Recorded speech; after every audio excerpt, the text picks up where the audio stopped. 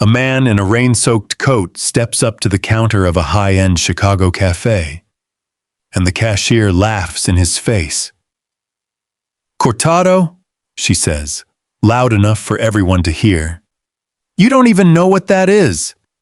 A few people in line glance over, then quickly look away. No one says a word. The man doesn't argue, doesn't raise his voice. He just stands there, calm, steady, like he's heard worse before. He pays in cash. The cashier drops his change on the counter instead of into his hand. Coins scatter, one rolling off the edge. He bends down, picks them up slowly, one by one. Still no one steps in. He takes his drink, sits quietly by the window, and for a moment, it looks like that's the end of it. But then, he hears something. Two cashiers whispering behind the counter, laughing about a name they think doesn't matter anymore. "Brooks," they say. "People like that don't last." The man freezes mid-sip, because the name they're mocking is his. And by the time they realize who they've been talking about, it's already too late. Rain slid down the glass walls of the cafe in thin, restless lines, blurring the neon reflections of downtown Chicago into streaks of gold and blue. Inside, the place glowed warm and polished. Dark wood counters, brass fixtures, soft jazz humming just beneath the chatter of professionals in pressed coats and leather shoes. It was the kind of place where people spoke in lowered voices and checked their watches more than their phones. The door opened with a soft chime. A man stepped in, carrying the cold with him. Daniel Brooks paused just inside the entrance, as if giving the room a moment to adjust to his presence. His coat was worn, the fabric darkened by rain. His shoes bore the gray dust of city sidewalks, the kind that never quite came clean no matter how hard you scrubbed. He stood there quietly, scanning the space, not with uncertainty, but with a kind of quiet recognition. Behind the counter, Lily noticed him first. Her eyes flicked up, then down, taking him in piece by piece. The coat, the shoes, the way he stood. Her lips pressed together, then curved slightly. Not a smile, not quite. "Can I help you?" she called out, her tone sharp enough to cut through the soft music. A few heads turned. Most turned back just as quickly. Daniel stepped forward, moving past a line of customers who instinctively shifted to create space, though no one said a word. The scent of espresso hung thick in the air. He reached the counter and rested his hands lightly on its polished surface. "I'd like a cortado," he said, his voice calm, steady. "The house blend." For a moment, there was silence. Then Megan let out a short laugh from the espresso machine behind Lily. "A what?" she said, loud enough for the people nearest the counter to hear. "A cortado?" Lily tilted her head, studying Daniel as if he'd just spoken in a language she didn't recognize. "You mean coffee?" she asked slowly. "We have drip. That's probably more your speed." A couple standing behind Daniel exchanged a glance. The man shifted his weight. The woman looked down at her phone. Daniel didn't move. "I know what a cortado is," he replied, just as calmly. "I'd like one, please." Megan snorted, wiping her hands on a towel that had already seen too many spills. "Sure you do," she said. "You just walk in here like you own the place and start ordering off menu." "It's not off menu," Daniel said quietly. Lily gave a small, dismissive shrug. "Right," she said. "Well, it's not exactly beginner-friendly."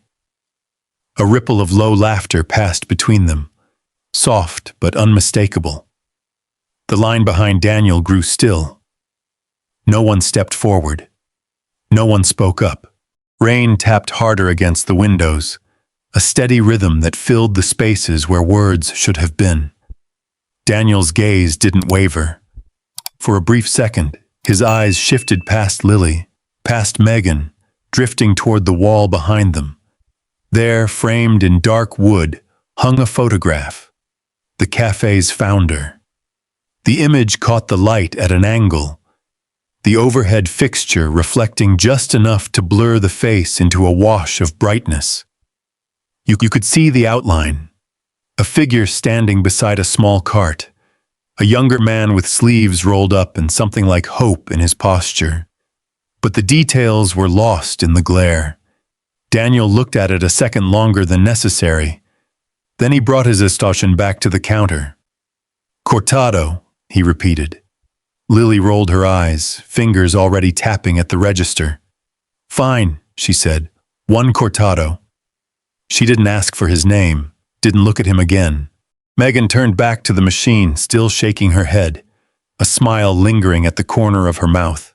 "Unbelievable," she muttered under her breath, though not quietly enough. Daniel reached into his pocket and pulled out a few bills, slightly damp from the rain. He placed them on the counter with care. Lily picked them up between two fingers, as if they might stain her skin, and rang up the order. Behind Daniel, the line shifted again. Someone cleared their throat. Another person checked their watch. Still, no one said anything. Outside, a bus roared past, sending a wave of water rushing along the curb.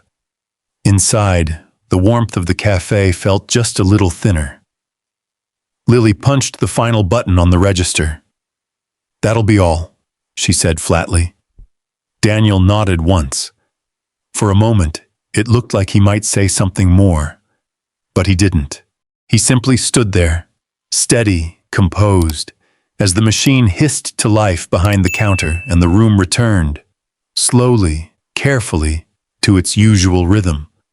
Only the photograph on the wall seemed unchanged, its face still hidden in the light, and the question lingered, unspoken, in the air between them. How did he know exactly what to order, in a place that clearly believed he didn't belong? The register drawer slid open with a soft, metallic snap. Lily didn't look at Daniel when she counted out his change. Her fingers moved quickly, practiced, indifferent. 3 quarters, 2 dimes, a nickel. She let them fall onto the counter instead of placing them in his hand. The coins scattered, one rolling in a slow arc toward the edge. It wobbled there for a second, then dropped. The small clink against the floor cut through the low hum of the cafe like something sharper than it should have been. Daniel glanced down. No one else moved. The couple behind him shifted again.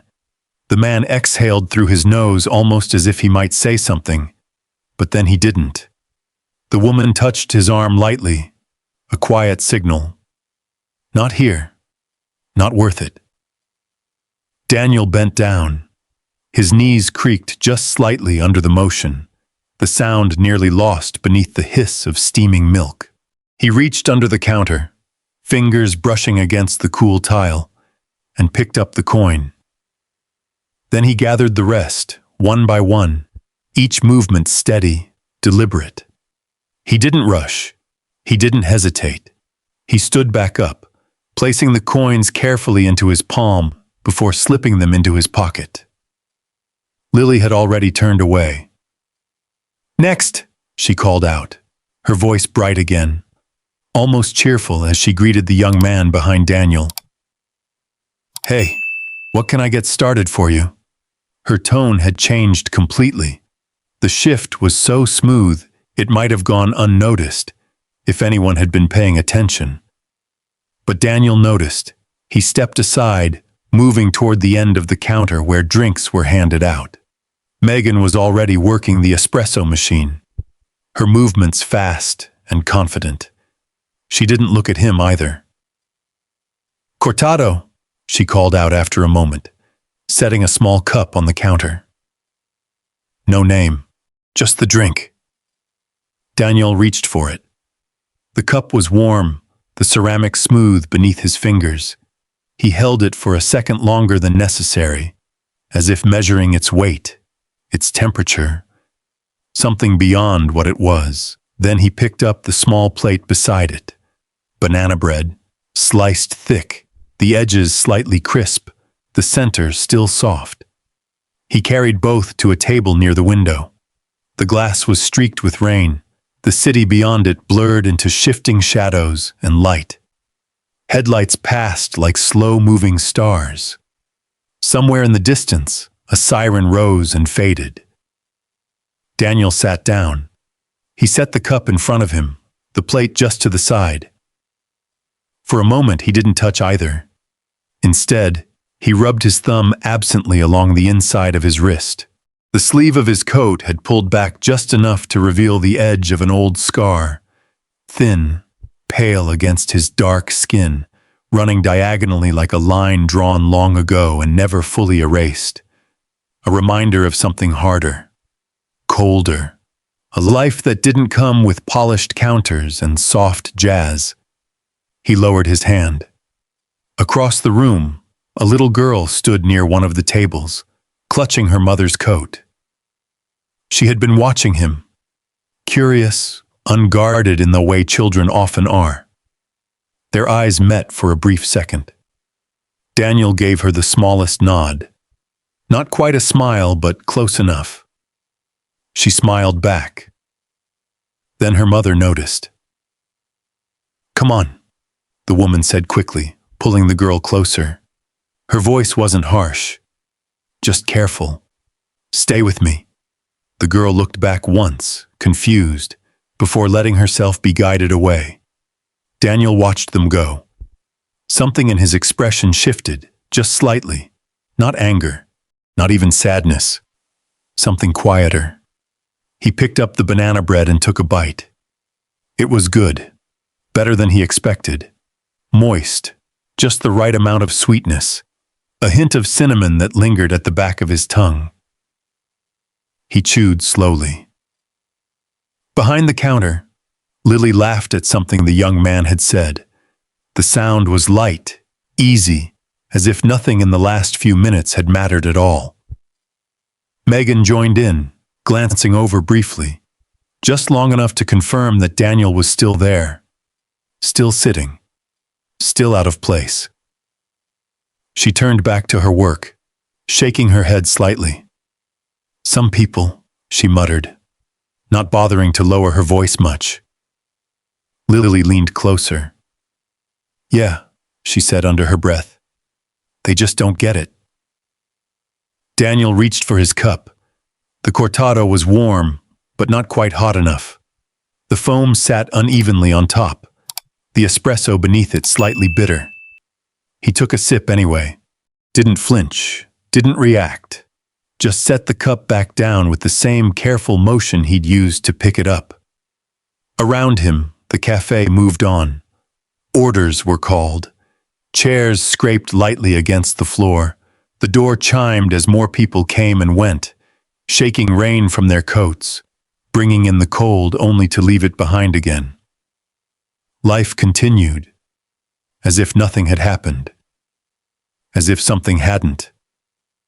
Daniel leaned back slightly in his chair, his gaze drifting once more toward the wall behind the counter. The photograph. The light still caught it at the same angle, the face still hidden in that soft, blinding reflection. But now, sitting where he was, he could see just a little more. The outline of the hands, the way they rested on the edge of a metal cart. Strong hands, working hands. He looked at them for a long moment. Then he looked back down at his coffee. Behind him, Lily's voice dropped again, quieter this time, closer to Megan's ear. Did you see the way he counted those coins?" she said. "Like it actually mattered." Megan snorted. "Of course it mattered," she replied. "That's probably all he's got." They both laughed. Soft, private, but not private enough. Daniel didn't move, didn't turn. He just sat there, the cup in front of him, the taste of cinnamon still lingering faintly on his tongue. And for a moment, just a moment, his jaw tightened, barely noticeable. gone as quickly as it came. The rain outside picked up, tapping harder against the glass. Inside, the warmth of the cafe pressed in around him, and the silence, thick, deliberate, chosen, settled even deeper into the room. No one said a word. No one ever did. But the question from before hadn't disappeared. It had only changed, because now it wasn't just about what he knew, it was about what they didn't, and how much longer that would last. The rain softened, shifting from a steady drum against the glass to a fine mist that clung to the windows like breath. Outside, the city lights stretched into long, blurred ribbons, cars gliding past like shadows with purpose. Inside, the cafe settled into its rhythm again. Orders called, cups stacked, quiet conversations stitched together under the low hum of jazz. Daniel sat still. The banana bread was half gone. The Cortado sat untouched now, cooling by the second. A thin ring of coffee had already begun to stain the table beneath the cup, a mark no one had bothered to wipe. He noticed that too. He noticed everything. The way Lily leaned forward when a well-dressed customer approached, her voice lifting just enough to sound warm. The way Megan laughed more easily when someone fit the picture in her head of who belonged. The way certain people were met with eye contact and others weren't. Patterns. They always started as patterns. The door chimed again. A woman stepped in slowly, shaking the damp from her coat. She was older, maybe late 60s, her hair silver and pulled back neatly. Her shoes were worn but polished. She paused just inside, the same way Daniel had, as if measuring whether she should take another step. No one greeted her. Lily was busy chatting with a young couple about oat milk options. Megan wiped down the counter, her back turned. The woman took a few steps forward anyway. She moved carefully, not out of weakness, but out of habit, the kind built over years of learning how to exist in spaces that didn't always welcome you. Her eyes scanned the room, settling briefly on Daniel. He gave her a small nod. Recognition. Not of who she was, but of what she understood. She approached the counter. "Excuse me," she said gently. Lily didn't look up. "1 second," she replied, holding up a finger without breaking her conversation. The woman waited. 10 seconds. 15. The couple finished their order. Lily handed over their drinks with a bright smile. "Have a great day," she said, her voice warm. Then she turned. "What do you need?" she asked, the warmth gone. The shift was immediate, clean, practiced. The woman blinked, just once. "I'd like a tea," she said. "Something hot." "What kind?" Lily asked, already sounding impatient. The woman hesitated. "Do you have chamomile?" Megan let out a small laugh from behind her. "Yeah," she said. "We've got tea." Lily reached for a cup, moving faster now, less careful. "That'll be $3.50. The woman nodded, reaching into her purse. Her fingers moved slowly, searching, counting. Behind her, someone sighed. Not loudly. Just enough. The kind of sound that said hurry up without saying it at all. Daniel stood up. He didn't rush. He picked up his cup, his plate, and walked toward the woman's table, the one closest to the window. "You can sit here," he said quietly, setting his things down and sliding the chair back. The woman looked at him, surprised. "Oh, I couldn't." "It's fine," Daniel said. "I was just about to leave." It wasn't true, but it didn't need to be. She hesitated for a moment longer, then nodded. "Thank you." He pulled the chair out for her, steadying it as she sat.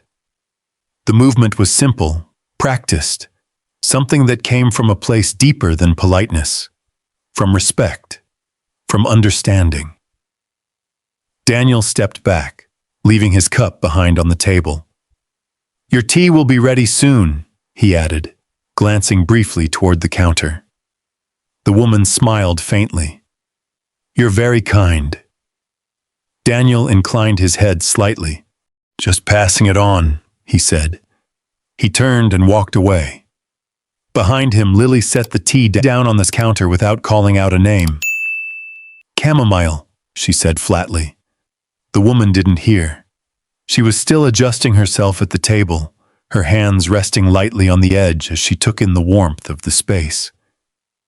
Daniel returned to the counter, picking up the cup himself. He carried it back to her, setting it down gently. "There you go," he said. She looked up at him again, something softer in her eyes now. "Thank you," she said. Daniel gave a small nod. Then he stepped away once more, returning to his place near the edge of the room. Not quite seated, not quite standing, existing in that space people often occupied when they weren't sure if they were meant to stay. Across the cafe, no one commented. No one acknowledged what had just happened. The silence held. It always did. Daniel glanced back toward the wall behind the counter. The photograph, the same angle, the same glare. But this time, as he shifted slightly to the side, the light moved just enough for a detail to slip through. A hand, strong, steady, resting against the edge of a metal cart. And on the wrist, a faint mark, a line that looked familiar. Daniel's gaze lingered.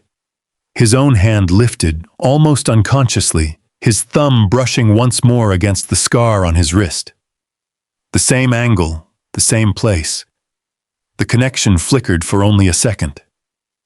Then the light shifted again. The reflection returned. The face disappeared. Daniel lowered his hand. Behind him, Lily's voice rose again, bright and easy as she greeted another customer. "Hey there, what can I get started for you?"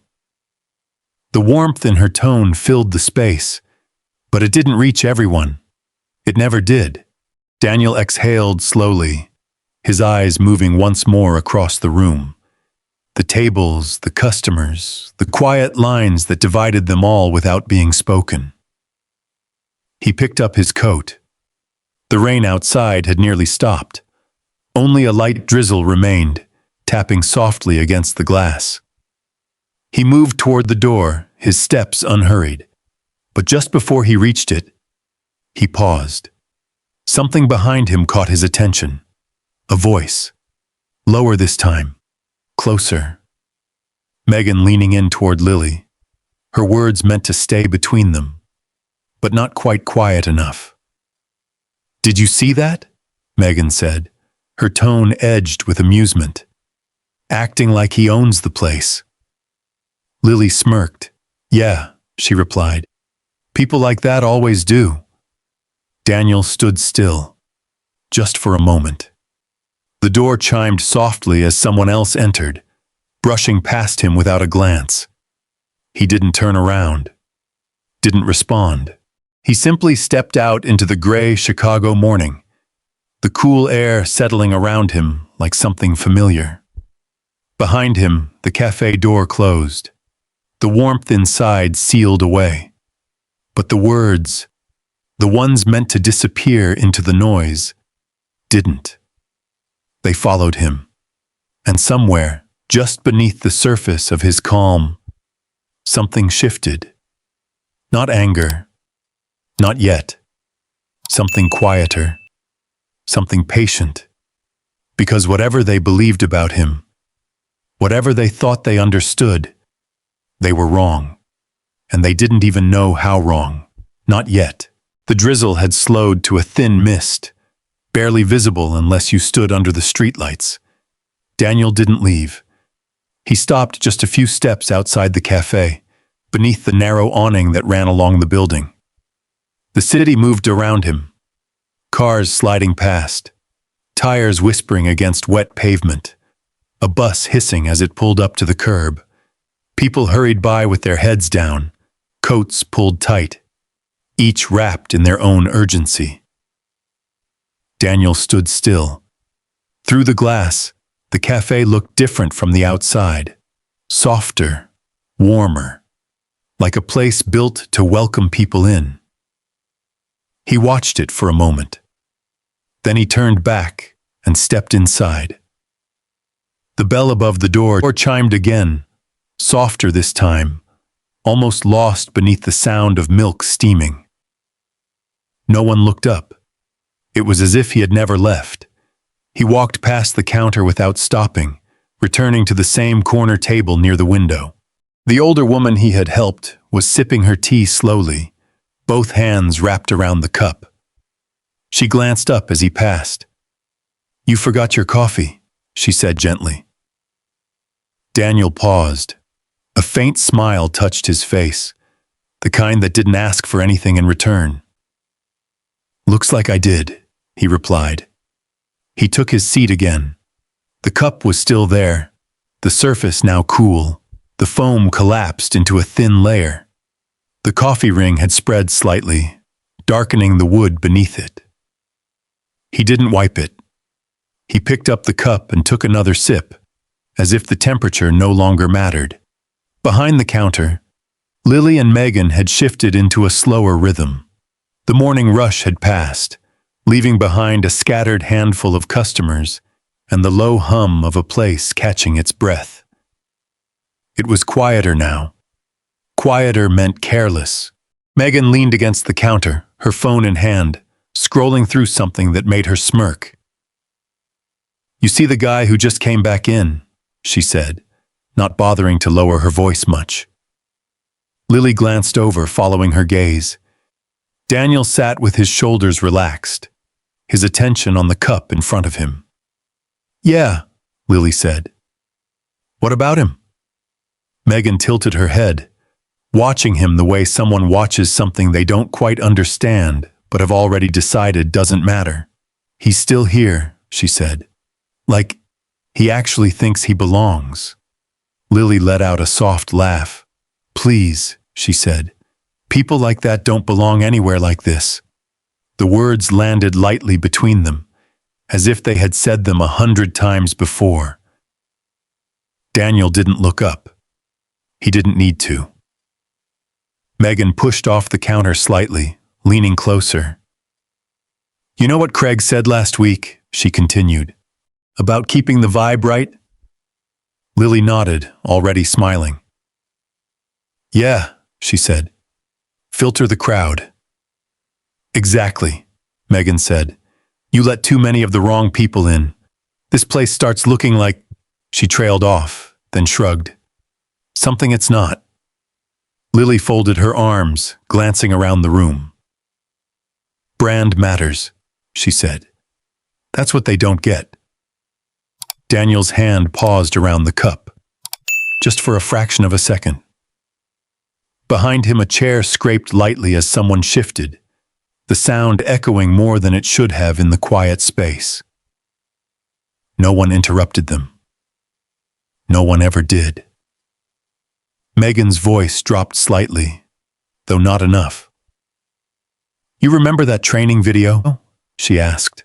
"The one with that old founder guy?" Lily rolled her eyes.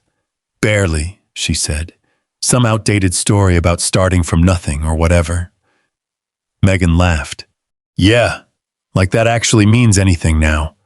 Daniel's gaze drifted, slowly, almost unconsciously, back to the photograph on the wall. The reflection still hid the face, but now, from where he sat, he could make out more of the frame. The edges worn slightly, as if it had been handled more times than anyone remembered. The corner of a plaque beneath it, the lettering just out of reach of clarity. His fingers tightened slightly around the cup. Not enough to shake, just enough to feel. Lily leaned closer again, lowering her voice just a touch more. I heard something, though, she said. Megan raised an eyebrow. What? Lily smirked, enjoying the moment. That Brooks guy? She said. The one from the story? Megan nodded slowly. Yeah? They say he disappeared, Lily continued. Like sold everything off and vanished. Nobody's even sure he's still around. Megan let out a low whistle. Figures, she said. People like that don't last. Daniel's breath slowed. Not deeper, not heavier, just slower. Behind the counter, Lily tapped her nails lightly against the register. Honestly, she added, glancing toward him again, even if he did show up, do you really think anyone would recognize him? Megan followed her gaze. Daniel sat there, quiet, still, the worn coat draped over the back of his chair, the faint scar visible at his wrist as he lifted the cup once more. Megan shrugged. Not a chance, she said. They both laughed, soft, confident, certain. Daniel set the cup down. The sound it made against the table was almost nothing, but in the silence that followed, it felt louder than it should have. He didn't turn around, didn't confront them, didn't even shift in his seat. He just sat there, the weight of their words settling into the space around him. Across the room, Jordan stood near the back counter, pretending to organize a stack of cups, but his hands had stopped moving. He had heard everything. His eyes flicked from Lily to Megan, then to Daniel. Something about the scene didn't sit right. Not the words, not the tone. Something deeper, a hesitation he couldn't explain. Daniel reached into his pocket. He pulled out his phone, the screen lighting softly in his hand. He simply looked at it, his reflection faint in the glass. Then he opened a blank note, typed a single word, rot. He stared at it for a second. Then he locked the screen and slid the phone back into his pocket. The rain outside had stopped completely now. Only the faint drip from the awning remained, tapping against the sidewalk in slow, uneven beats. Inside, the café felt warmer than before, but the warmth didn't reach him. It couldn't, because now it wasn't just about what they said to his face. It was about what they said when they thought he didn't matter. And that was always the truth. Daniel stood up, not abruptly, not dramatically, just enough to shift the air around him. Jordan watched as he walked toward the door, his steps measured, unhurried. Lily and Megan didn't look up. Why would they? To them, he was already gone. The bell chimed as he stepped outside once more. This time he didn't stop. He walked past the window, past the reflection of the place he had built, the place that no longer recognized him. The city stretched out ahead, gray and endless. Somewhere in the distance, a siren rose again, cutting through the quiet. Daniel reached into his coat pocket. His hand closed around something small, something solid. He didn't pull it out. Not yet, but his grip tightened slightly, just enough to remind himself it was there. A key, not to the door behind him, but to something much bigger. And inside the café, behind the polished counter and the soft music and the careful smiles, they kept talking, they kept laughing, completely unaware of the line they had just crossed, and how close they were to everything changing. The city had shifted by the time Daniel reached the corner. Morning had fully broken through the clouds, turning the wet streets into mirrors that reflected glass towers and passing traffic. Chicago was awake now, horns echoing, footsteps quick, people moving with purpose like they always did. Daniel didn't hurry. He walked with the same measured pace, hands tucked into his coat pockets, shoulders relaxed. To anyone watching, he was just another man heading somewhere ordinary. But he didn't go far. He stopped across the street from the cafe. From there, the storefront looked smaller, less impressive. Just another business trying to stand out among dozens of others on the same block.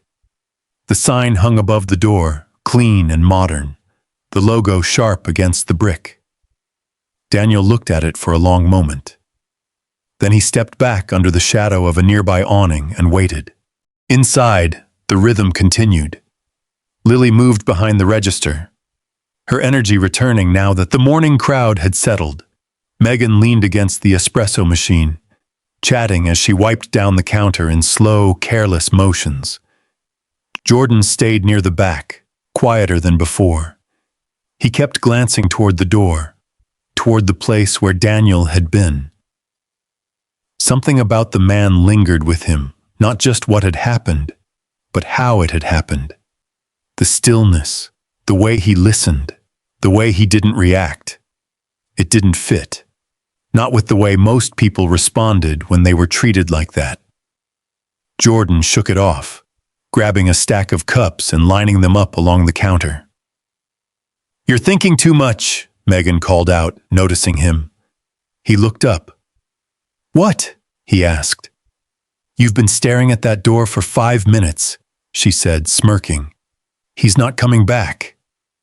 Lily laughed softly. "Yeah," she added. "People like him don't come back to places like this. They know when they're out of their league." Jordan hesitated. "He didn't seem—" he started, then stopped. "Didn't seem what?" Megan asked. Jordan shrugged, unsure how to explain it. "I don't know," he said. "Just not what you think." Lily rolled her eyes. "Trust me," she said. "I know exactly what he is." She tapped the register lightly, as if punctuating her point. "You see enough people come through here, you learn to tell," she continued. "Who belongs, who doesn't." Megan nodded in agreement. "It's not personal," she added. "It's just how it works." Jordan didn't respond, because something about that didn't sit right. Not anymore. Lily leaned back slightly, crossing her arms. "Besides," she said, lowering her voice just a touch, "even if he did come back, what's he gonna do?" Megan smiled. Order another cortado?" she said, mocking the word slightly. They both laughed again. Jordan didn't. Lily's smile lingered as she glanced toward the wall behind them. "That Brooks story, though," she said. "I looked it up after training." Megan raised an eyebrow. "Oh yeah?" she said. "What did you find?" Lily shrugged. "Not much," she admitted. "Just some old articles, interviews from years ago. Guy builds something from nothing, sells it, disappears." Megan snorted. "Sounds about right," she said. "They always talk big in those stories." Lily nodded. "Exactly," she said, and then reality hits. She gestured vaguely toward the door. "You think that guy we just saw is the same kind of person?" she added. "Please." Megan shook her head. "No way," she said. "Different world." Jordan's hands tightened slightly around the cups he was holding.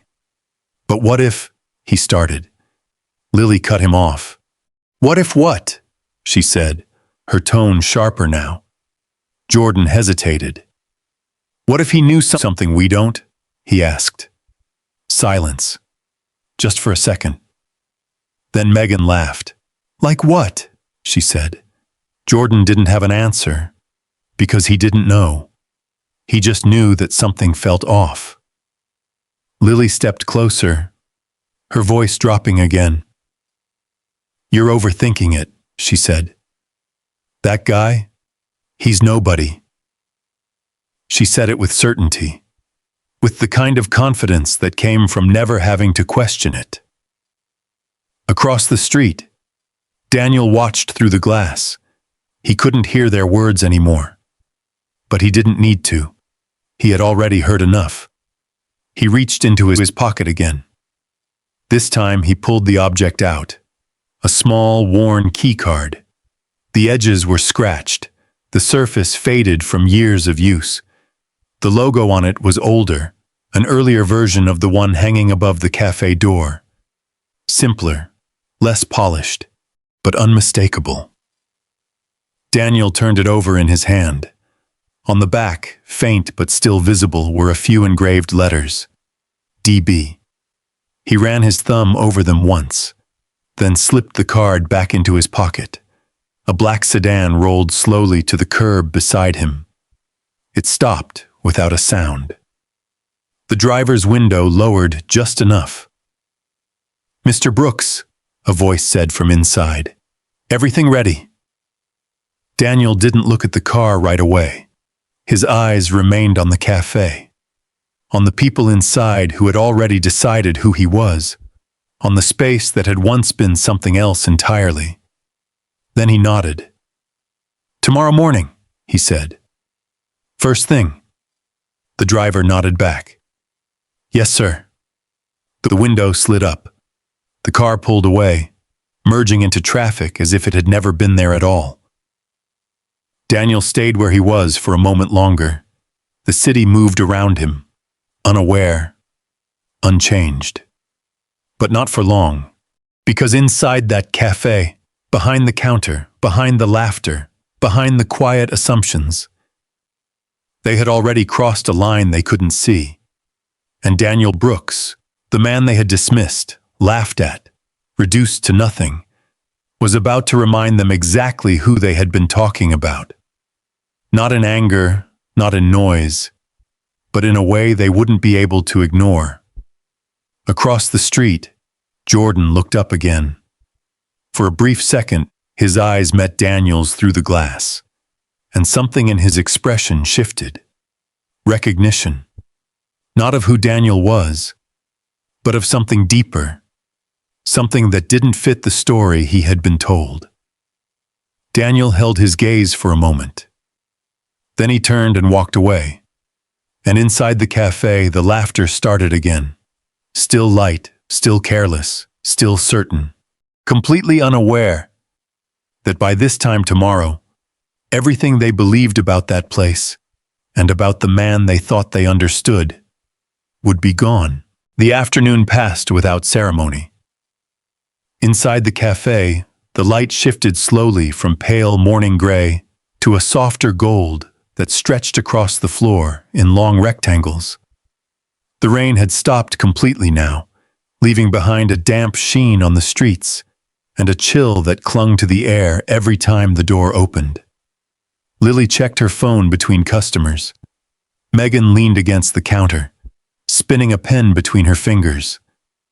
The rhythm of the place had settled back into something predictable, safe, familiar.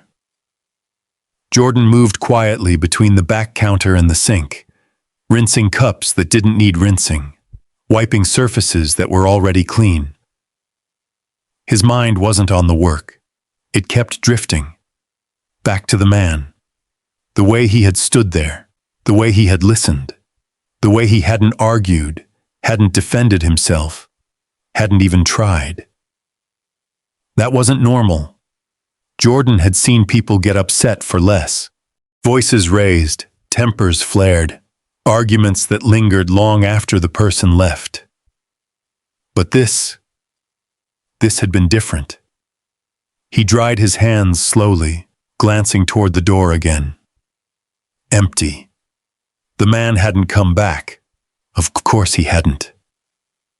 Lily's voice cut through his thoughts. "Hey, can you grab more cups from the back?" she called out, not looking at him. Jordan nodded automatically. "Yeah," he said.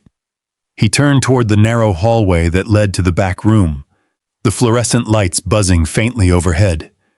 The further he walked from the front, the quieter it became. The hum of the cafe faded into a distant murmur. The back room smelled faintly of cardboard and coffee grounds. Stacks of supplies lined the walls, Boxes of cups, lids, napkins, all labeled and organized in a way that suggested someone, at some point, had cared deeply about order. Jordan reached for a new sleeve of cups, then paused. Something sat on the small desk near the wall. A folder. It hadn't been there earlier. Or maybe it had, and he just hadn't noticed. The cover was plain, no label on the outside, but the corner was slightly open, just enough. Jordan hesitated. He wasn't the kind of person who went through things that weren't his, but something about the day, about the way everything had felt just a little off, pushed him closer. He stepped toward the desk. The buzz of the lights seemed louder now. He glanced back toward the hallway. No one there. He reached out, just enough to nudge the folder open a fraction more. Inside, a single page sat on top. A name, printed clearly, unmistakably. Daniel Brooks. Jordan froze. The room felt smaller suddenly. He stared at the name, his mind racing to connect it to something, anything that made sense. Brooks. The name Lily had said. The one they had laughed about. The one tied to some old story no one really believed anymore. Jordan swallowed. He didn't flip the page, didn't read further. He didn't need to. Something about seeing that name, here in this room, on this desk, sent a quiet, unmistakable signal through him. This wasn't random. This wasn't nothing. He closed the folder carefully, exactly the way he had found it. Then he grabbed the cups and turned back toward the front. The café noise returned gradually, filling the silence behind him. When he stepped back out, nothing looked different. Lily was still at the register, smiling brightly at a customer in a tailored coat. Megan was still behind the espresso machine, humming softly as she worked. Everything exactly the same. But it wasn't. Jordan set the cups down. "You good?" Megan asked, glancing at him briefly. "Yeah," he said. His voice sounded normal, even to him. But inside, something had shifted. Across the room, the older woman Daniel had helped earlier was finishing her tea. She stood slowly, adjusting her coat, her movements careful but steady. Jordan watched as she approached the counter. "Thank you," she said softly, setting her empty cup down. Lily nodded, distracted. "Mm-hmm," she replied. No smile, no warmth. The woman paused, as if expecting something more. Then she turned and walked out. The door chimed behind her. Jordan's jaw tightened slightly. It was small. All of it was small. But it added up. It always did. Back outside, the city had cooled again as the sun dipped lower behind the buildings. Daniel walked alone. He had left the busy streets now, turning onto a quieter block where the noise of traffic softened and the buildings felt older, less polished. He stopped near a streetlight, its glow just beginning to flicker on as evening approached. For a moment, he stood there, still. Then he reached into his pocket and pulled out his phone. He didn't scroll, didn't hesitate. He tapped a single contact. The line rang once, twice, then clicked. "Mr. Brooks," a voice answered immediately. No uncertainty, no delay, just recognition. Daniel's gaze lifted slightly, taking in the quiet street around him. "Tomorrow," he said. His voice was calm, controlled, but there was something underneath it now, something firmer. "I want everyone there," he continued. "Full staff." A pause on the other end. "Understood," the voice replied. "What time?" Daniel glanced up at the sky, the last light fading behind the buildings. 8, he said, "before opening." Another pause. "Yes, sir." Daniel ended the call. He slipped the phone back into his pocket, his hand lingering there for a moment.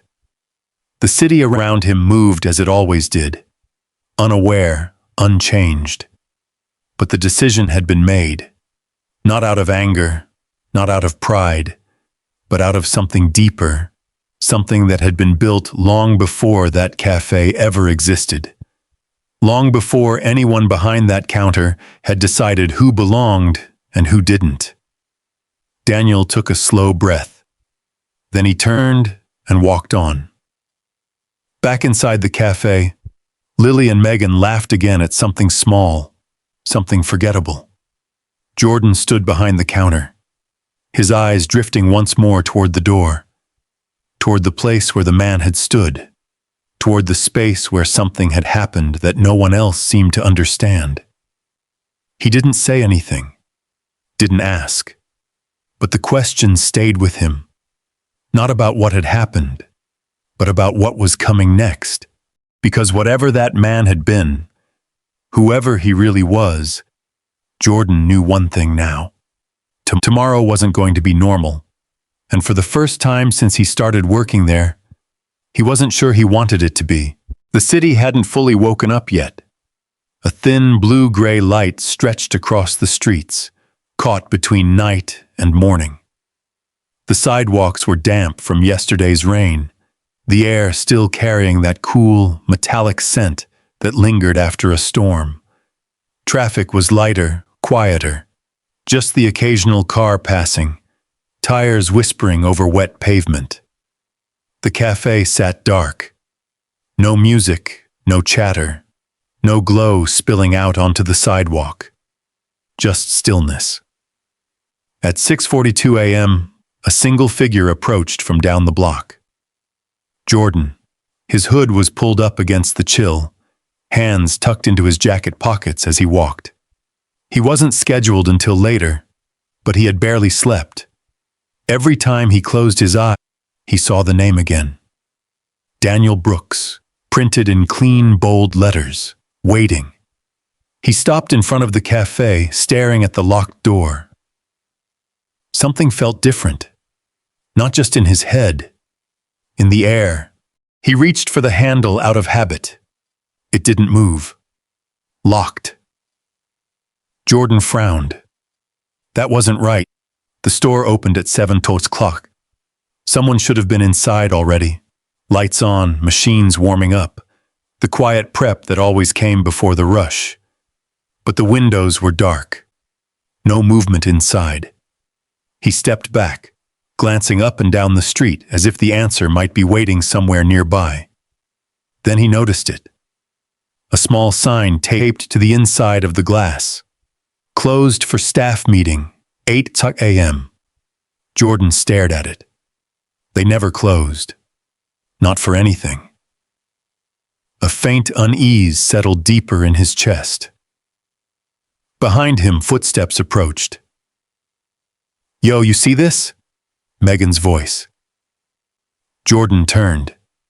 She was walking up with Lily, both of them bundled against the cold, coffee cups already in hand from somewhere else. Megan stopped beside him, squinting at the sign. "What's this about?" she asked. Lily leaned in, reading it, her expression shifting from confusion to mild annoyance. "Staff meeting?" she said. "Since when do we do those this early?" Jordan shrugged, though the movement felt tight. "I don't know," he said. "I just got here." Megan rolled her eyes. "Craig didn't say anything," she muttered. "If this is about inventory again, I swear..." The sound of a car engine cut her off. They all turned. A black sedan pulled up smoothly to the curb in front of the cafe. Not flashy, not loud, but clean, precise, intentional. The engine shut off. For a moment, no one moved. Then the driver's door opened. A man stepped out. Suit, dark coat, not rushed. He walked around to the back door and opened it. Lily straightened slightly, her annoyance fading into curiosity. "Who's that?" she asked under her breath. No one answered. From the back seat, Another figure emerged, older, calm, familiar. Jordan felt it before he fully saw it. The way the man carried himself, the stillness in his movements, the absence of hesitation. Daniel Brooks stepped onto the sidewalk. The same coat, the same shoes, but something about him felt different now. Not because he had changed, but because the context around him had. Megan blinked. "Wait," she said. "Is that—" Lily didn't finish her sentence. She didn't need to. They all recognized him. But recognition didn't come with understanding. Not yet. Daniel didn't look at them right away. He spoke quietly to the driver, who nodded once and returned to the car. The sedan pulled away, disappearing into the early morning traffic without a sound. Then Daniel turned. His eyes met Jordan's first. Just for a moment. There was no anger there, no accusation, just a steady, measured awareness. Then his gaze shifted to Lily and Megan. They stood there, caught between confusion and something else they couldn't quite name. Daniel stepped forward. "Morning," he said. His voice was the same, calm, even, as if nothing unusual had happened the day before. Lily forced a small smile, her instincts trying to catch up. Morning," she replied. Megan crossed her arms slightly, glancing at Jordan, then back at Daniel. "What's going on?" she asked. "Why are we closed?" Daniel didn't answer right away. Instead, he reached into his coat pocket. For a brief second, Jordan thought he might pull out that same phone. But it wasn't. It was the key card. The worn one. The older version of the logo, faint but visible. Daniel held it up, just enough for them to see. Then he stepped past them, toward the door. He slid the card into the reader. A soft click. The lock disengaged. The sound echoed louder than it should have in the quiet morning. Daniel pushed the door open. The bell chimed. This time it didn't sound welcoming. It sounded final. He stepped inside, without looking back. Jordan followed. Slowly. Lily and Megan hesitated. For the first time since they had met him, since they had spoken about him, since they had decided exactly who he was. They weren't sure what to say, or what to think, or where they stood. Inside, the cafe lights flicked on one by one. The warm glow returned. But it didn't feel the same. Not anymore. Daniel moved toward the back without a word, his steps echoing softly against the floor. Jordan watched him go, his heart beating just a little faster now. The folder, the name, the call, the key card, pieces that didn't fit yesterday, were starting to line up. Behind him, Lily stepped inside. Then Megan. The door closed. The bell settled. And for the first time since any of them had walked into that place, the space felt different, like something hidden had just come to the surface, like the room itself knew and was waiting, because whatever was about to happen wasn't a routine meeting, wasn't inventory, wasn't scheduling. It was something else, something bigger. And none of them, not Lily, not Megan, not even Jordan, were ready for it. The cafe felt different with the lights on and no customers inside. Too quiet, too exposed. The usual background noise, the chatter, the orders, the clinking of cups, was gone. What remained was the hum of machines warming up and the faint buzz of fluorescent lights overhead. Every movement echoed just a little more than it should. Daniel didn't stop at the counter. He walked straight past it, through the narrow hallway, toward the back room. The same room where Jordan had stood the day before, the same desk, the same place where the name had been waiting. Jordan followed without being told. Lily and Megan trailed behind, slower now, their earlier confidence fading into something uncertain. Neither of them spoke. Even Megan, who always had something to say, stayed quiet. The hallway seemed longer than usual. When they reached the back room, Daniel stepped inside first. He didn't turn around, didn't announce anything. He simply stood at the far end of the room, near the small desk, his back to them for a moment, as if giving them time to settle into the silence. Jordan stepped in next, taking a place along the wall. Lily crossed her arms, leaning slightly against the doorway, trying to look unaffected. Megan hovered near the entrance, her eyes moving between Daniel and the others.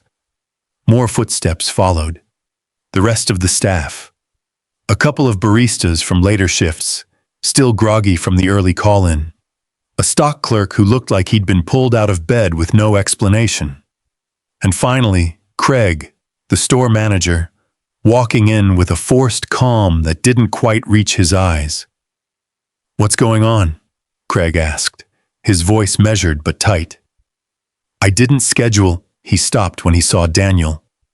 Recognition flickered. Not complete, but enough to slow him down. Daniel turned. Slowly. He faced them all now. No rush, no tension in his posture. Just presence. "Good morning," he said. The words landed in the room and stayed there. No one answered right away. Craig cleared his throat. "Sir," he began carefully, "this is a restricted area. If you have a concern, you can—" Daniel raised a hand. Not abruptly, just enough. Craig stopped talking. Something about the gesture made it impossible to continue. Daniel let the silence stretch. 5 seconds. 10. The kind of silence that forced people to feel it, to notice themselves in it. Jordan shifted his weight slightly. Lily looked down, then back up again. Megan's fingers tightened around the edge of the doorframe. Daniel stepped forward. Just one step. "Yesterday," he said, his voice steady, "I walked into this store and ordered a Cortado." The words were simple, but the effect was immediate. Lily's posture stiffened. Megan's eyes flicked toward her. Craig frowned slightly, trying to piece together what this meant. Daniel continued. "I stood at that counter," he said, "and I was told I didn't know what I was ordering." No one spoke. "I was laughed at," he added. The room seemed to shrink around them. "I was told to keep things simple." Lily's jaw tightened. Megan looked away. Daniel's gaze moved across the room. Not accusing, not searching, just observing. "I paid," he said, "and my change was dropped on the counter." A small detail, but it landed heavier than anything else. Jordan felt it, because he had seen it. Daniel took another step forward. "I sat down," he continued, "and I listened." The word hung there. Listened. Megan's breath caught slightly. Daniel's eyes moved to her, then to Lily, then back across the room. "I listened to what was said," he went on, "when it was assumed I didn't matter." The air in the room shifted. This wasn't confusion anymore. This was something else, something closer to understanding. Craig stepped forward, his voice careful again. "Sir," he said, "if there's been a misunderstanding, we can address it through proper—" Daniel spoke over him. Not louder, but firmer. "My name," he said, "is Daniel Brooks." The words settled. Jordan felt something click into place. Lily blinked. Megan's expression froze. Craig's face changed. Not fully, but enough. Enough to show that he knew the name, or at least recognized it. Daniel didn't move, didn't rush. He let them sit with it. "My name," he repeated, "is Daniel Brooks." The silence deepened. Jordan's heart was beating faster now, because the name wasn't just a name anymore. It was something else, something heavier. Daniel reached into his coat pocket. He pulled out the same worn keycard, held it up, then placed it on the desk beside him, next to the folder, the one Jordan had seen. "This store," Daniel said, "exists because I built it." The words didn't come with emphasis. They didn't need to. The impact was immediate. Lily's arms dropped slightly. Megan shook her head, almost unconsciously. Craig took a step back. "No," he said quietly. "That's—" Daniel didn't look at him. "I built the first version of this company," he continued. "Not from an office, not from a plan, from a cart, from a street corner." The room felt smaller, tighter. Jordan couldn't look away. "Everything that's here," Daniel said, his voice still calm, "started with hands that looked like mine."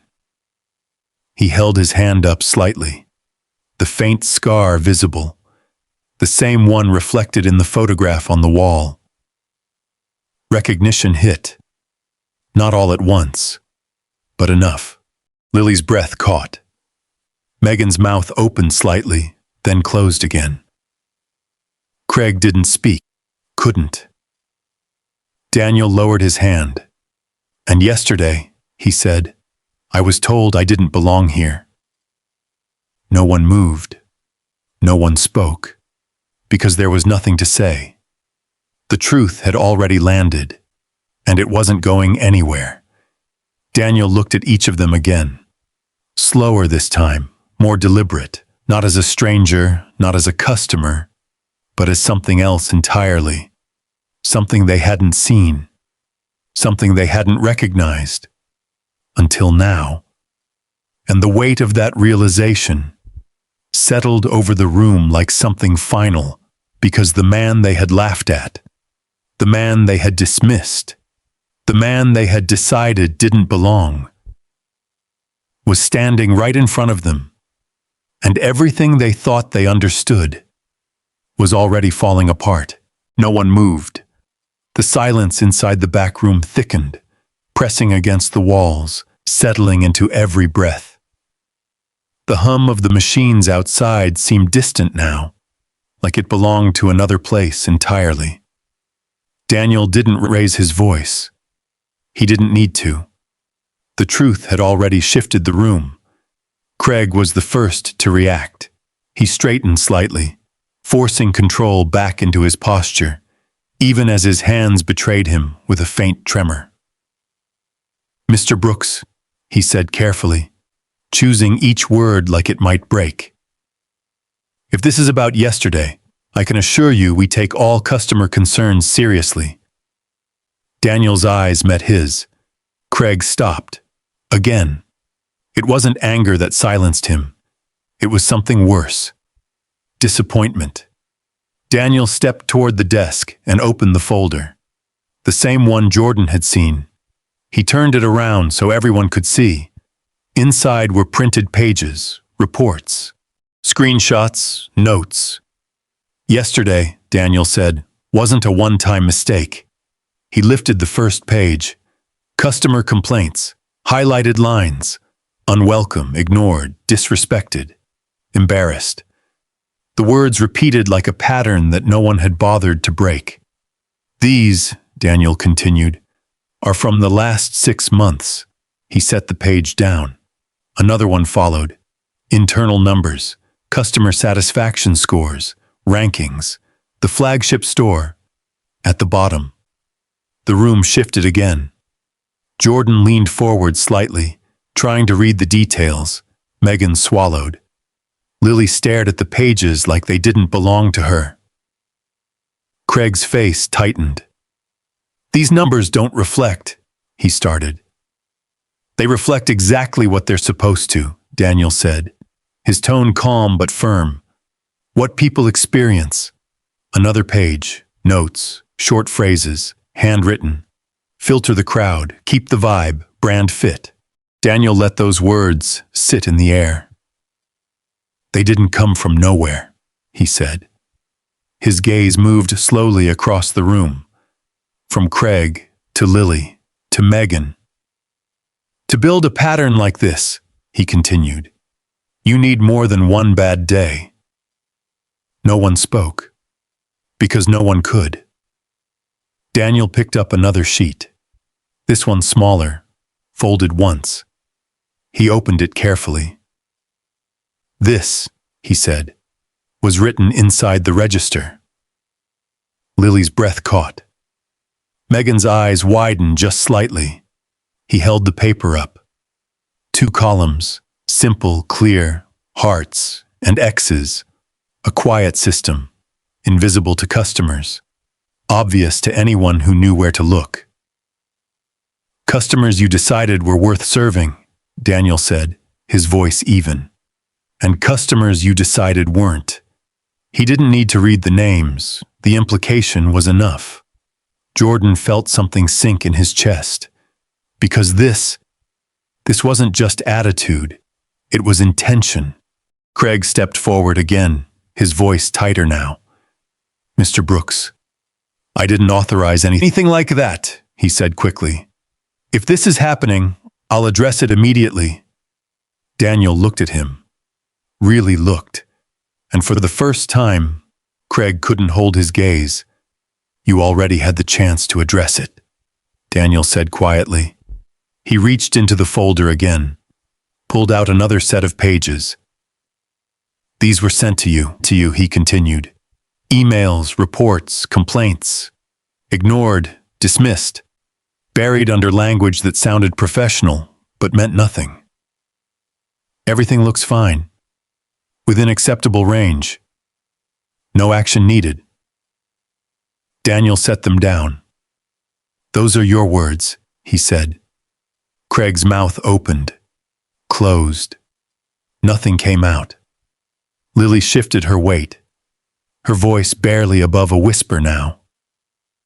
We were just doing our jobs, she said. Daniel turned to her. Not sharply, not accusing, but directly. Your job, he said, was to serve people. The simplicity of it hit harder than anything else. Megan crossed her arms, defensive now. You don't understand what it's like here, she said. We have to deal with all kinds of people. Daniel didn't interrupt. He let her finish, let her hear herself. Then he spoke. I understand exactly what it's like, he said. And for a moment, just a moment, something deeper surfaced beneath the calm. Not anger, memory.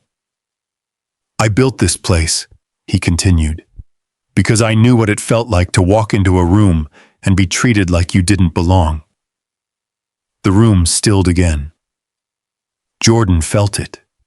The shift, the weight behind the words. This wasn't supposed to be that place, Daniel said. He glanced toward the front of the café, as if he could see through the walls. But somewhere along the way, he added, it became exactly that. The silence stretched. No one tried to fill it, because the truth didn't leave room for anything else. Daniel closed the folder slowly, carefully, like it mattered, because it did. This isn't just about what happened to me, he said. His gaze moved across the room again.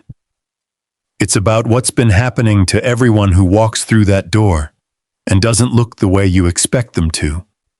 Jordan looked down, because he had seen it. He just hadn't said anything. And now, that silence felt heavier than ever.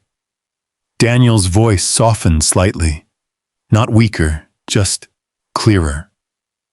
You don't get to decide who belongs here, he said.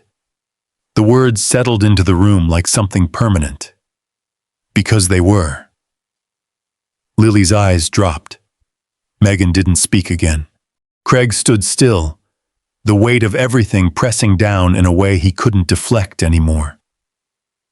Daniel stepped back slightly, giving the room space, but not release, because this wasn't the end. It was only the beginning. The truth had been revealed, but the consequences hadn't come yet, and everyone in that room knew it.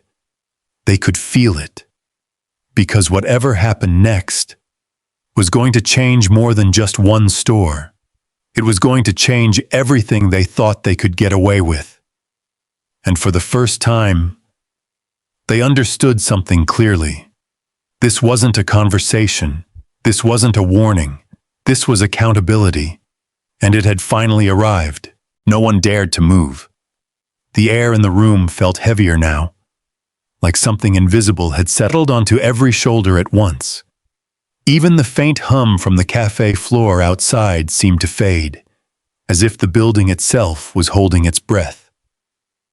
Daniel didn't rush. He didn't press them. He simply stood there, allowing the weight of what had been said to sink in. Because this moment, this silence was necessary. Craig shifted first, not forward, not back. Just enough to show he was still trying to regain control of something that was already gone. "Mr. Brooks," he said, his voice lower now, less certain. "If there are issues, we can fix them. We can retrain, adjust procedures, make sure this doesn't happen again." Daniel looked at him. Not dismissing, not accepting, just seeing him clearly. "That's the problem," Daniel said quietly. "You think this is about retraining." Craig hesitated.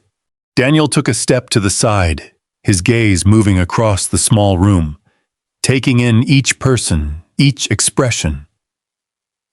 "This isn't about one shift," he continued, "or one conversation, or even one store." His voice remained calm, but there was something deeper beneath it now. Something grounded. "This is about a system," he said. The word lingered. System. Jordan felt it hit differently, because systems weren't accidents. They were built, maintained, allowed. Daniel walked slowly toward the wall, resting his hand briefly against the surface as if orienting himself in the space. "When I started this company," he said, "it wasn't a company." His eyes didn't leave the room. "It was a cart," he continued. "Steel frame, 2 burners, 1 grinder that barely worked." A faint smile touched his face, not from pride, from memory. "I pushed it myself," he said. "Every morning, every night. Rain, cold, didn't matter."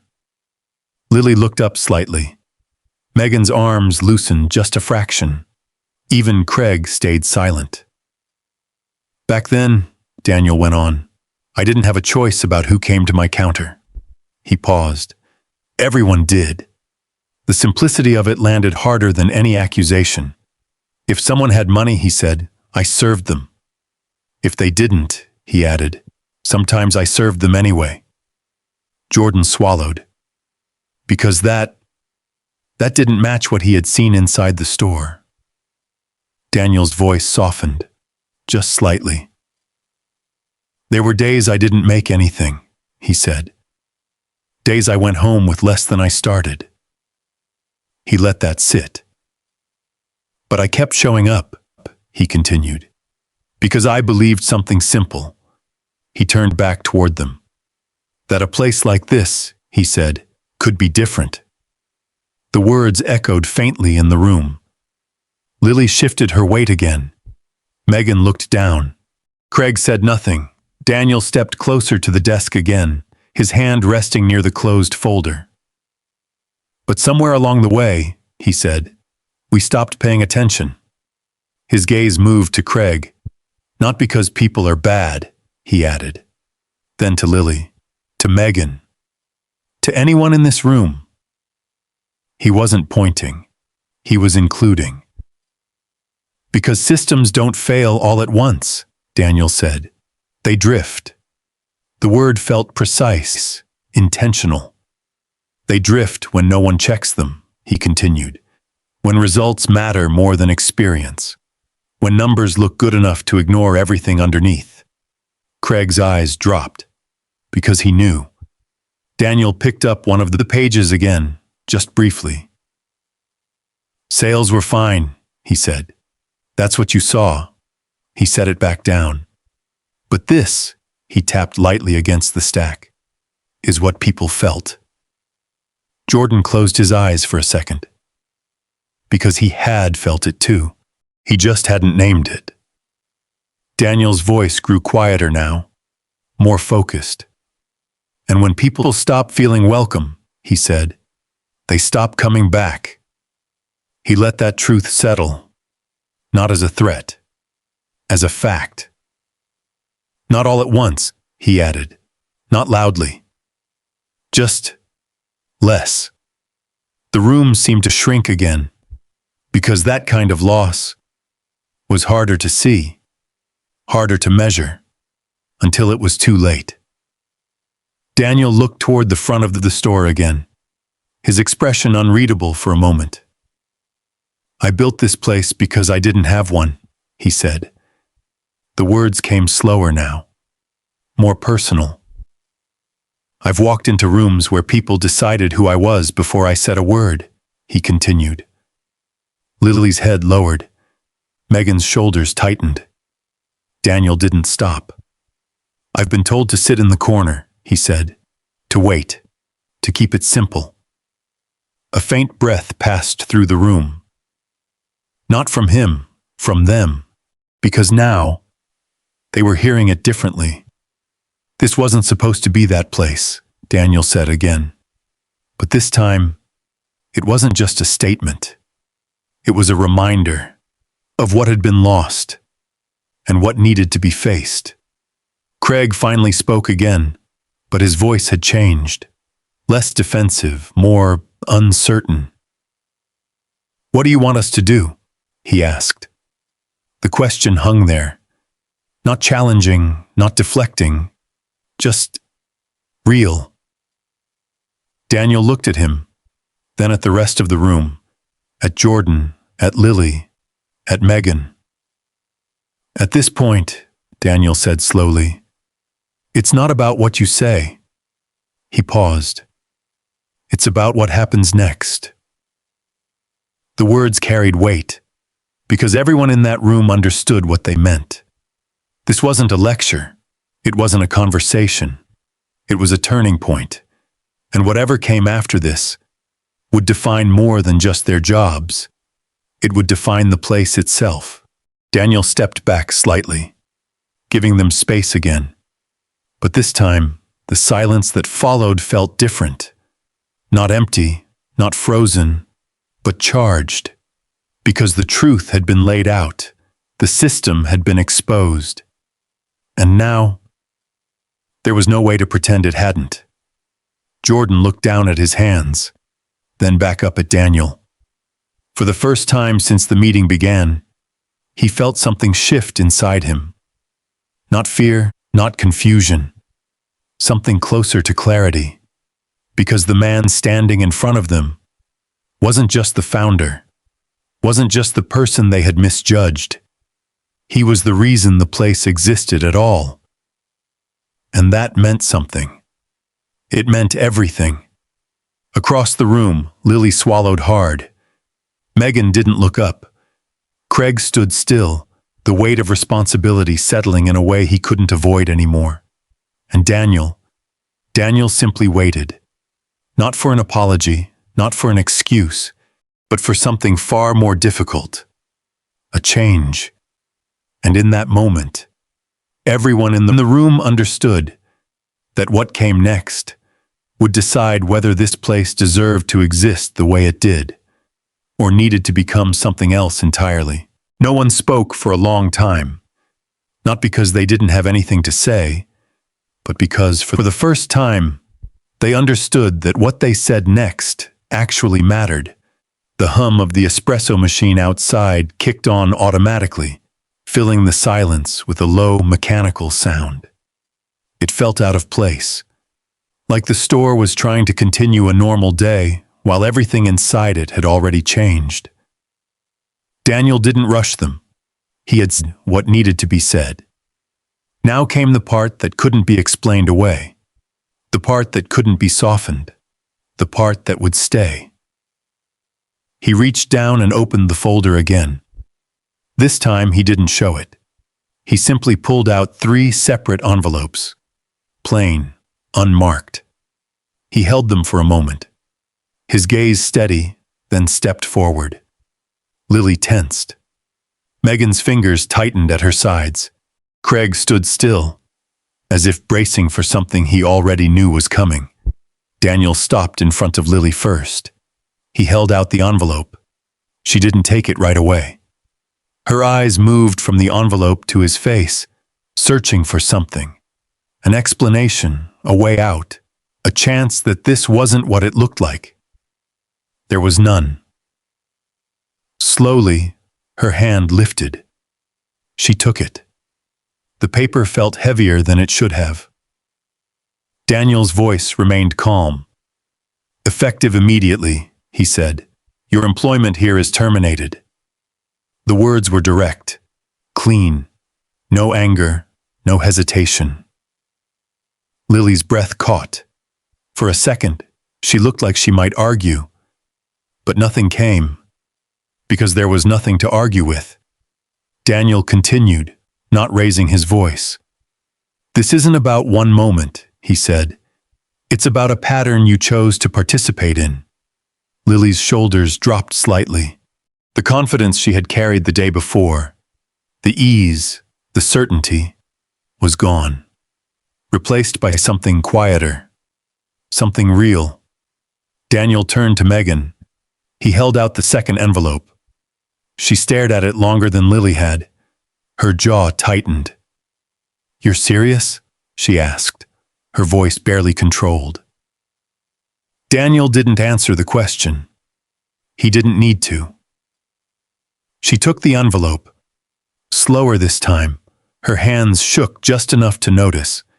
"You're being terminated," Daniel said, his tone unchanged. "For the same reasons." Megan let out a small, sharp breath, like she wanted to say more.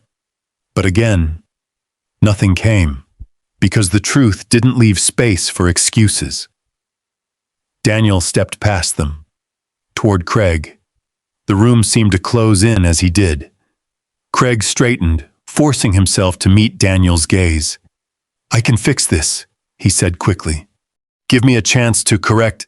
Daniel held out the third envelope. Craig stopped. The words died before they reached the surface. "For you," Daniel said. "This is about responsibility." Craig didn't move. "Not just for what happened," Daniel continued, "but for what you allowed." The distinction mattered. Craig knew it. Slowly he took the envelope. His hands were steady, but his eyes weren't. Daniel stepped back, giving them space again, but not distance, because this wasn't about pushing them away. It was about drawing a line, clear, unavoidable. The rest of the staff stood frozen, watching, processing. Jordan felt his chest tighten as he looked at Lily, then Megan, then Craig. This was real, not a warning, not a lecture, a consequence, and it had arrived without anger, without noise, without the kind of reaction they might have expected. That was what made it heavier. Daniel turned back toward the room. The remaining employees, 11 people, different backgrounds, different stories, all standing in the same space. "What happened here," he said, "wasn't just about 3 people." His voice carried now. Not louder, just clearer. It was about a culture that was allowed to exist. Jordan felt the words settle into him, because he had been part of that culture, even if he hadn't created it, even if he hadn't agreed with it. He had stayed quiet, and now, that silence felt like something he couldn't ignore anymore. Daniel stepped toward the center of the room. "That changes today," he said. The words landed differently than everything else, because they weren't about the past. They were about what came next. He reached into the folder again, pulled out a single page. Not evidence, not complaints, something else. From this point forward, Daniel continued, every employee will see exactly how tips are distributed. Megan looked up slightly. Craig's grip tightened on the envelope. No more control by one person, Daniel said. No more decisions made in the dark. He set the page down. Every idea created here, he added, will be credited to the person who made it. Jordan blinked. That part hit him unexpectedly, because he had seen ideas disappear before, had watched them become something else under someone else's name. Daniel's voice softened slightly. If you contribute, he said, it belongs to you. The room felt different now, not lighter, but shifting. Daniel looked at each of them again. Slower, more deliberate. This place was built on something simple, he said. He paused. Respect. The word stayed, because it wasn't complicated. It wasn't abstract. It was something everyone understood, and something they had lost. Daniel's gaze moved toward the door, toward the front of the store, then back again. I'm not here to punish people, he said. That surprised them, because everything so far had felt like punishment. But his tone didn't match that. I'm here to fix what's broken, he continued. And that changed something, because it meant this wasn't about ending something. It was about rebuilding it. Jordan felt it first. A shift, small, but real. Lily stood still, the envelope in her hands, her eyes lowered. Megan didn't speak. Craig looked at the floor, the weight of everything pressing down in a way he couldn't deflect anymore. Daniel stepped back, not as the man they had seen yesterday, not as the person they had dismissed, but as something else entirely. Someone who had every reason to be angry, and chose something different. The room stayed quiet, but it wasn't the same silence as before. This one held something else, something closer to understanding, because for the first time, they weren't just being told what they did wrong. They were being shown what it was supposed to be, and that was harder to ignore. Daniel turned toward the door. He didn't need to say anything else. The message had already been delivered. Clear, complete, and impossible to take back. As he stepped into the hallway, the sound of his footsteps echoed softly against the floor. Behind him, the room remained still. No one moved right away, because they all understood something now. This wasn't the end of what had happened. It was the beginning of what came after. And for the first time, that future didn't belong to assumptions, or silence, or quiet systems that no one questioned. It belonged to something else, something better, if they chose it. 3 months later, the rain came back to Chicago. Not the sharp, cold kind that rushed people off the streets, but a steady, quiet rain that softened everything it touched. It blurred the edges of the city, turned glass into watercolor, and slowed the world just enough for people to notice where they were. The café still stood on the same corner, same brick, same sign, same warm glow spilling out through the windows, but inside, everything had changed. The door opened with its familiar chime. A man stepped in, shaking rain from his coat. His shoes were worn, his posture careful, like someone stepping into a place he wasn't sure he belonged. He paused just inside, waiting, measuring, the way people do when they've learned not to assume welcome. This time, someone looked up. Jordan. He was at the counter now, not in the back, not quiet, present. Hey, he said, his voice steady, genuine. Welcome in. The man blinked. Just once, as if he needed a second to believe it. Take your time, Jordan added. We've got you. The words were simple, but they landed. Because they were real. Behind him, the cafe moved differently now. Not quieter, not louder, just better, more aware, more connected. The counter was clean, the menu clear, and near the register something new stood where nothing had been before. A small framed card, printed neatly. Everyone deserves a seat. Not hidden, not decorative, intentional. Jordan glanced back toward the line.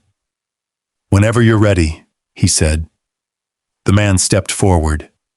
Slowly. But this time, he didn't hesitate as much. Across the room, near the window, the older woman from that day sat with a cup of tea.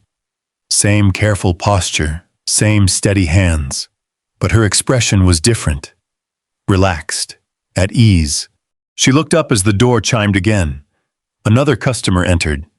A young girl, the same one from before. She stepped in beside her mother, her eyes scanning the room. Curious.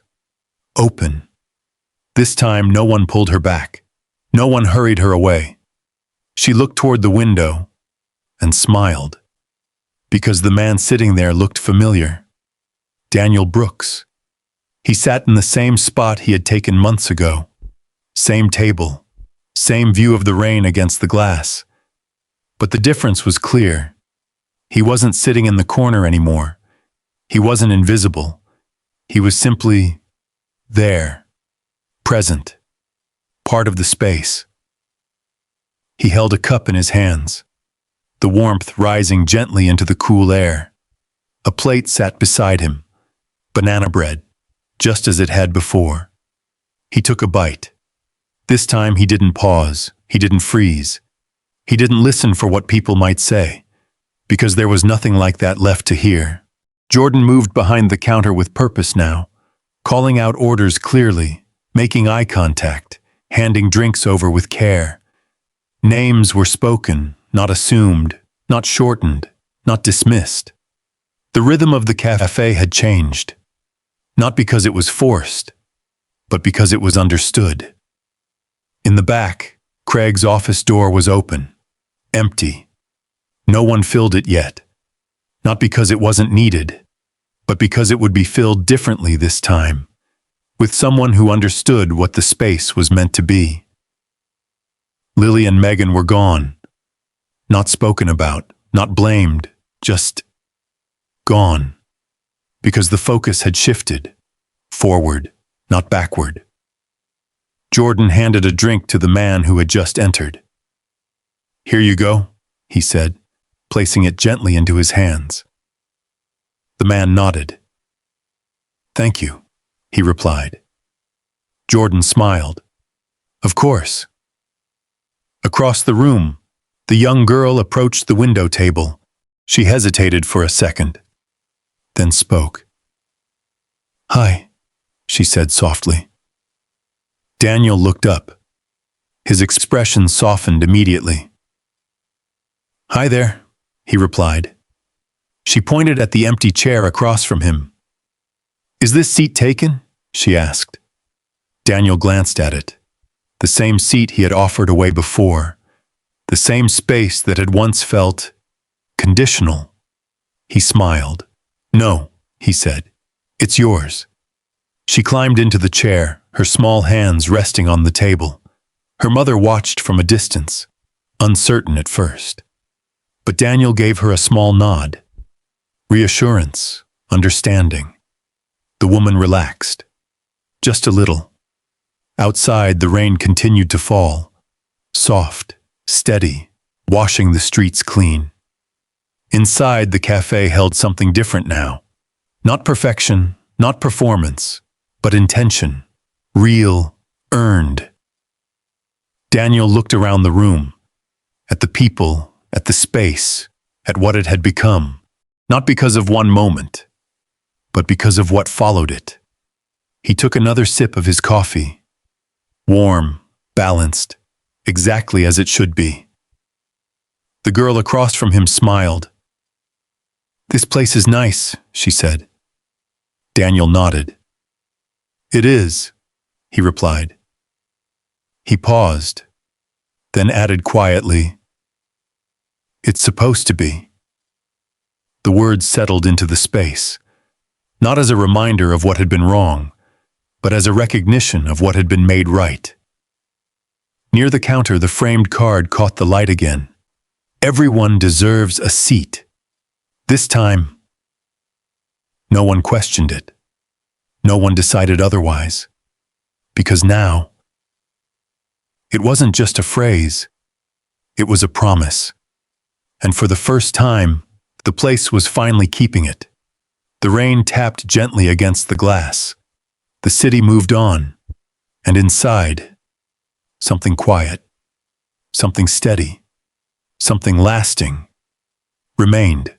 A place where no one had to wonder if they belonged, because the answer was already there, waiting in every seat, in every glance, in every moment that followed.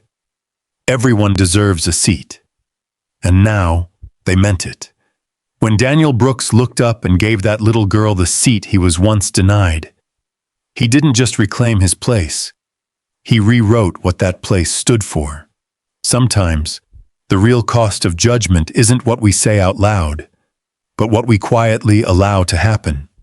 And the real power isn't in calling people out.